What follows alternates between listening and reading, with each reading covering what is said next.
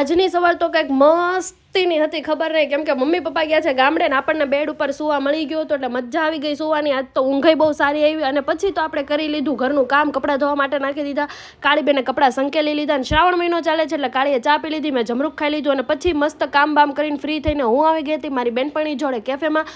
એનું મસ્ત સુંદર ચહેરો મુખડો બતાવી નહીં શકું કેમ કે બહુ રૂડી રૂપાળી છે, તો મને ના પાડી કે તું પ્લીઝ મને વ્લોગમાં લેતી નહીં. અને પછી આપણે અહીંયા ફરાળી વસ્તુ મંગાવી લીધી હતી કેમ કે તમને બધાને ખબર છે મારે શ્રાવણ મહિનો છે એટલે મેં અહીંયા આલુ ટિક્કી, ફ્રેન્ચ ફ્રાય ને એવું મંગાવી લીધું ને ત્યાંથી સીધા અમે કપડાં લેવા હતા એટલે વેસ્ટ સાઈડમાં આવી ગયા હતા. પણ મોંઘવારી બહુ ફાટી નીકળી છે, વાત જવા જો. સેલ કરીને 1000ની વસ્તુ આપણને 1000માં જ મળતી હતી, પણ કાંઈ વાંધો નહીં. પછી ત્યાંથી સીધા ઘરે ગયા અને રાતે અમે લોકો બોલિંગમાં ગયા હતા. અને આપણે આખો વિડીયો મારો જોવો હોય તો યુટ્યુબ ચેનલ ઉપર આવી ગયો છે.